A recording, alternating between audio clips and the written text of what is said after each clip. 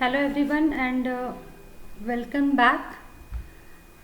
We had started with the chapter anticholinergic drugs in the last lecture, okay, which are the drugs which block the actions of acetylcholine at muscarinic receptor. So these are specifically muscarinic receptor antagonists, and the nicotinic antagonists will be discussed as a separate chapter under the skeletal muscle relaxants. So these particular drugs are also known as atropinic drugs because atropine is the prototype drug, or these are also known as parasympatholytic. So in the last lecture we had covered the pharmacology of atropine. Pharmacological actions of the atropine we had covered as a prototype drug. Now we shall continue with the other drugs like atropine substituents, that is after atropine there were so many semi-synthetic and synthetic derivatives which were discovered to overcome some of the difficulties of these natural alkaloids. That is atropine, it is a natural alkaloid. Number of compounds have come into picture to overcome some of the difficulties. They have some of the advantages. So coming to the first type of substituent for atropine, that is the quaternary compounds. So these are some of the important properties and the important differences from the atropine. Now these particular compounds, these are having incomplete oral absorption, okay, as compared to atropine. Oral absorption is not very good. Even they cannot penetrate the blood brain barrier, or they cannot even cross the cornea very effectively. So central and ocular effects are not seen even after parenteral or oral administration of these drugs. Then elimination of these drugs are slower. So most of these agents are longer acting as compared to atropine. So also they have higher nicotinic blocking property. They are not much selective. We have seen that atropine is highly selective towards muscarinic receptor, but these have nicotinic blocking property also. Some of them have ganglionic blocking property also. So because of these additional antagonistic property, they show certain side effects like postural hypotension, impotence, and so on. Then at higher doses, some degree of neuromuscular blockage may also occur. That is, NM receptors may also be blocked by these particular compounds. Now this is a table showing major differences between these two drugs, that is atropine and hyoscine. These are actually both the drugs obtained from the natural source. These are natural alkaloids, but they differ. Now the main difference is the source from which it is obtained. Atropine, it is obtained from Atropa belladonna or Datura stramonium. Hyoscine, it can be obtained from Hyoscyamus niger. So their source, botanical source is different. Then the alkaloidal ester of tropic acid, it forms with the tropine as a base in case of atropine, and in case of hyoscine it is scopine. Then if you compare the CNS effects, atropine, it shows excitatory. We have seen under the actions also that it shows CNS stimulant action. Okay, so most of the areas where it acts, it shows excitatory action, even whether it is a low dose or a high dose. Whereas in case of hyoscine, it shows the depressant action, and at higher doses it may produce excitation. Then when you compare the anticholinergic property, atropine have more potent action on the heart, bronchial muscles and the intestines, whereas hyoscine, it has more potent actions on the eye and the glands. Okay, so accordingly their actions may vary. Then the duration of action is also varying. Atropine acts for a longer duration, whereas hyoscine acts for a shorter duration. Even the anti-motion sickness property, both of these drugs have, but as compared to atropine, hyoscine has more degree of anti-motion sickness property. Okay, so it is a better drug, hyoscine, as compared to atropine when this action is concerned. Okay, then another class is the vesicoselective drug. So as I have told you earlier also that these particular drugs are more selective for M1 and M3 subtypes of receptors as compared to M2 subtype of muscarinic receptors. So these receptors are basically located in the bladder. Because of their vasoselective action, it is used for detrusor instability, resulting in the urinary frequency and urge incontinence. Also, it is beneficial in neurogenic bladder and spina bifida or nocturnal enuresis, wherein involuntary micturition, voiding of the bladder may take place. Okay, so control over bladder is improved over here. Next type of anticholinergic drugs are mydriatics. So atropine, it is having a very good mydriatic property, but the problem is when atropine is used in the refraction testing, it dilates the pupil within a short period of time. Okay, but cycloplasia, it develops in 1 to 3 hours. So also the person will suffer from blurred vision for say round about 1 week. We have seen that cycloplagia, it lasts for round about 7 to 8 days, right? So for 1 week the person's vision will not be clear. So this is not ideal property of atropine. Okay, so to overcome these difficulties, other drugs have been utilized, other mydriatics have been discovered. Then the next class is anti-Parkinsonian drugs. So these particular drugs, anticholinergic drugs, have higher central to peripheral anticholinergic action ratio. That is, they have more of central anticholinergic action as compared to the peripheral action. Okay, so in Parkinsonism, usually there is an imbalance between this dopaminergic system and cholinergic system. So cholinergic system, it is more active in the CNS. So these drugs, central anticholinergics, they help in such situation by balancing these two systems. Okay, so they have more of central components. So peripheral side effects are also ruled out, and it shows improvement in this particular condition. So helps in restoration of the imbalance which is caused. Okay, so also these drugs are cheaper as compared to the first line drugs of Parkinsonism. Also anticholinergics, these are the only drugs which are effective in drug induced Parkinsonism. So phenothiazines, that is antipsychotic drugs, chlorpromazine, these have very much tendency to produce extrapyramidal side effects which show symptoms similar to that of Parkinson's disease. So these can be effectively controlled by centrally acting anticholinergic drugs. If you consider the side effect profile, it is similar to that of atropine. Okay, whatever atropine side effects are there, it can be shown by these particular drugs also. Apart from this, impairment of memory, confusional states, these are more common in the elderly because of its action in the CNS. Also in the elderly males, urinary retention can take place, okay, because of its action on the smooth muscles of the bladder. Trihexyphenidyl is the drug which is quite commonly used. Then coming to the side effects and toxicity of anticholinergic drugs. Now, as we have seen under the actions, most of the pharmacological actions, these are quite distressing sometimes. Okay, so side effects of atropine and its congeners, these are inconvenient but not much serious as such. Okay, sometimes this belladonna poisoning may take place by consumption of these berries of belladonna or datura plant. So accidentally, if especially the small children, if they consume those berries, usually small children get attracted towards those berries, right, ripened berries, and they tend to consume more number of berries and belladonna poisoning can take place. So certain symptoms may get precipitated. Usually these are exaggerated pharmacological actions, not very much serious.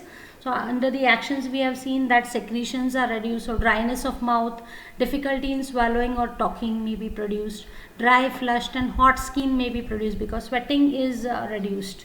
Okay, fever may be seen in small children, atropine fever, difficulty in micturition because of urinary retention, decreased bowel sounds because the smooth muscles are relaxed, scarlet rashes may also appear on the skin, Apart from this, dilated pupil, okay, pupillary dilatation will take place because sphincter pupillae will be relaxed.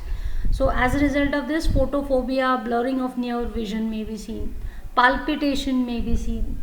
Apart from this, CNS effects show excitement, psychotic behavior, ataxia, that is motor incoordination, delirium. Then visual hallucinations may also be precipitated. Even apart from these, certain side effects like hypotension, okay, BP may be reduced, pulse may be weakened, or it may be rapid also sometimes. Then cardiovascular collapse may take place along with the respiratory depression. And ultimately, if the poisoning is quite severe, convulsions and even sometimes coma may also be seen. The patient may even go into coma. Then coming to the contraindications, atropine and its substitutes, these are absolutely contraindicated in individuals with narrow iridocorneal angle, because glaucoma may get precipitated, because it increases the intraocular tension, right? So it is contraindicated in such individuals. Also in the elderly males, these are contraindicated, especially those who have prostatic hypertrophy, in whom prostate gland has been enlarged, because urinary retention can take place. Then coming to the interactions, since atropine, it decreases the GI motility. Obviously, the movement of the drugs, if at all some other drug is administered along with atropine, obviously its movement also will be decreased, right? Because gastric emptying is delayed. So as a result of this, absorption of many drugs which get absorbed from the intestine, that will be reduced, because drug will not reach towards the intestine at a faster rate, right? Apart from this, because of this same reason, more of peripheral degradation of levodopa will take place. Okay, levodopa actually it is a precursor form of dopamine used in the treatment of Parkinson's disease, and it must reach its site, that is CNS. Otherwise, if it remains in the periphery for a longer period of time, it gets degraded and less of it will reach the brain. It's actual site where it gets activated. To avoid this, peripheral decarboxylase inhibitors are also combined along with it. Now, this is to do with the drugs which are getting absorbed from the intestines. On the other hand, drugs like digoxin, tetracycline, these get absorbed mainly from the stomach. Okay, so as a result of this, their absorption will be enhanced, okay, because they will stay in the stomach for a longer period of time. Next interaction is with the antacids. If antacids are combined with the anticholinergic drugs, they will interfere with the absorption of anticholinergics. Okay, then antihistaminics, tricyclic antidepressant, phenothiazines, disopyramide, pethidine, all of them have anticholinergic properties. Okay, so additive anticholinergic side effects can get precipitated. The next interaction is with MAO inhibitors. They can interfere with the metabolism of anticholinergic, anti-Parkinsonian drug. Okay, so drugs which are used as anti-Parkinson drugs. Okay, triaxiphenedilenol. So this can result in delirium. Delirium may get precipitated. Then coming to the uses of anticholinergic drugs, the first and a very important use as anti-secretory. Okay, so we have seen the actions on the glands, right? In most of the glands, the secretions will get reduced, right? So because of this anti-secretory property, anticholinergic drugs find quite wide usage. First use as an anti-secretory is pre-anesthetic medication. Okay, so pre-anesthetic medication is something which is given before inducing the anesthesia with general anesthetics. Now there are certain general anesthetics which are, of course, which were used traditionally. These are still used in some of the developing countries also. Ether, it is quite irritant in nature. So this particular general anesthetic may induce irritation and may increase the salivary or tracheobronchial secretions due to irritant vapors. So to overcome them, beforehand anticholinergic drugs are given like atropine, hyoscine or glycopyrrolate. So to prevent the secretions, okay, to check the increased salivary and tracheobronchial secretions, which can be produced due to the irritant vapors from these type of general anesthetics. However, nowadays non-irritant general anesthetics are preferred because they do not induce this increase in the secretions. Okay, so also atropinic drugs, these can also prevent the laryngospasm, okay, by reducing the respiratory secretions. Okay, also vasovagal attack during the anesthesia, these can also be prevented by atropine. Then next use as an anti-secretory is in the peptic ulcer. As we have seen, atropinic drugs can also reduce the secretions of acid, pepsin and mucus.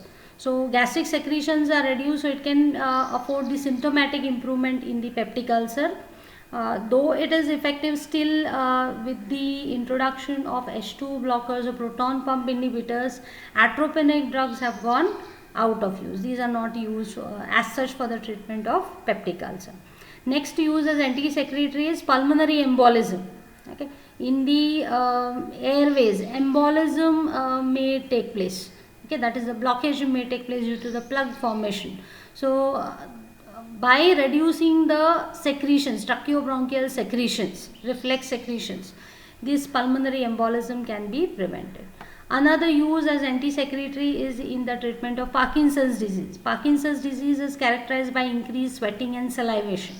And anticholinergic drugs, they can reduce the sweating and salivation. So to check excessive sweating and salivation, check means to stop. Excessive sweating and salivation in the Parkinson's disease, also anticholinergic drugs can be utilized. So this to do with the use as anti-secretory. Now second use is as anti-spasmodic. Okay, so spasm is relieved. The contractions of the smooth muscles, this is relieved. We have seen due to its M3 blockage, it relaxes most of the smooth muscles. All the visceral smooth muscles can be relaxed by the anticholinergic drugs. Okay, so it has antispasmodic properties. Spasm can be relieved. First use as antispasmodic is to relieve the intestinal and renal colic or abdominal cramps. So symptomatic relief can be afforded by these particular drugs. The next use as antispasmodic is in the nervous and drug induced diarrhea or functional diarrhea. Because of the relaxant property in the smooth muscles of the GI tract, it can control the diarrhea. It produces constipation, right? So nervous diarrhea or drug induced diarrhea or functional diarrhea can be controlled by this antispasmodic action of the atropinic drug. Yeah, however, it is not effective in infectious type of diarrhea. If there is any kind of infection which is responsible for diarrhea, better switch towards the antibiotic treatment.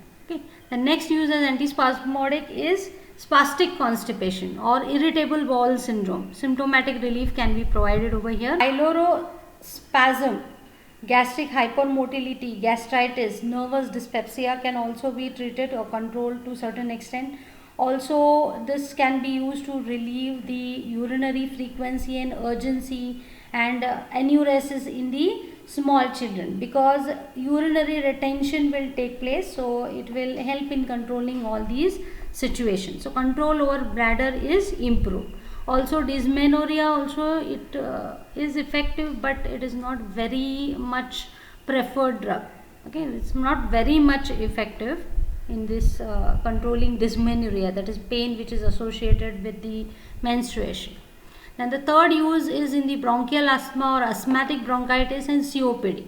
Okay, so as we have seen under the actions, these are bronchodilators, right? They have bronchodilatory property. Apart from this, reflex vagal activity also will help to control the secretions, the release of the mediators like PGs, kinins and all, that can also be controlled. So pathophysiological alterations is also possible. However, the problem is that they can dry up the secretions in the respiratory tract. So plugging is possible of the bronchioles. So infections may take place because of the blockages. So as such, atropine as such is not clinically utilized, or anticholinergic drugs are not utilized. Rather than that, adrenergic drugs are preferred for this particular purpose. Also mucociliary clearance is also impaired, so this is also not a good sign.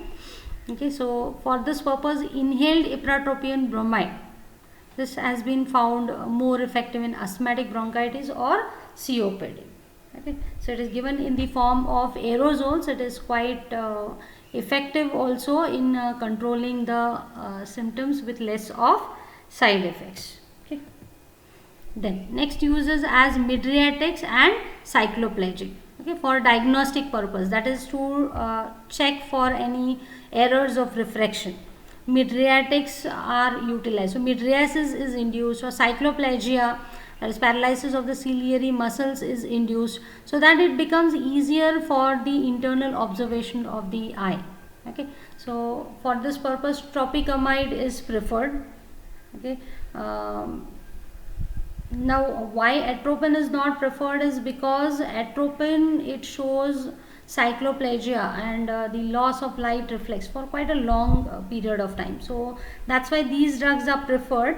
Okay, but this is not does not have any significant effect in small children. So in small children, rather atropine is preferred, okay, rather than these drugs. Then cyclopentolate is one more alternative which was introduced for the internal observations of the eye.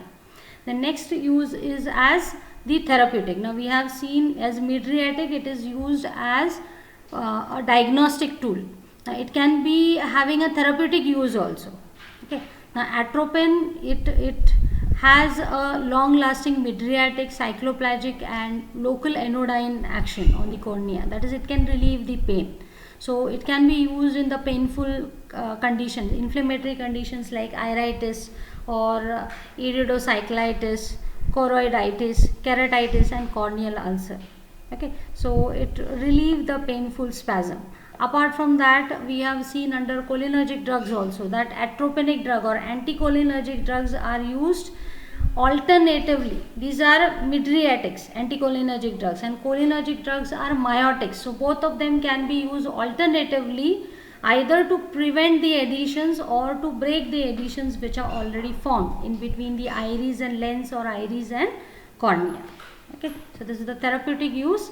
The next use is as cardiac vagolytic. Okay, so atropine, it is useful in counteracting the bradycardia or partial heart blocks if it has occurred, because we have seen that atropine action on the CVS, it induces tachycardia or it enhances the AV conduction, right? So bradycardia or partial heart block can be overcome. Okay, for example, in some cases of myocardial infarction or digitalis toxicity. Okay. However, the problem is that cardiac arrhythmias or ischemia may be precipitated in certain individuals. The next is for central actions due to their central properties, okay, or their CNS effects. It can be used in the Parkinsonism, as we have seen central anticholinergics. They can effectively control the symptoms in the Parkinson's disease. Also, the drug-induced Parkinsonism, it can be treated, which is induced by phenothiazines, extrapyramidal side effects, or these can be used as an adjuvant to L-Dopa, which is the first line treatment.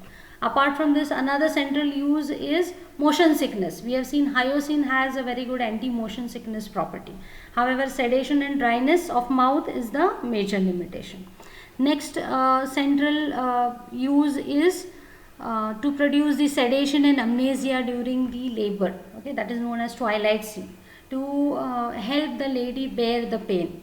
Okay, even in the older days, this drug was used as a lie detector also during the World War II.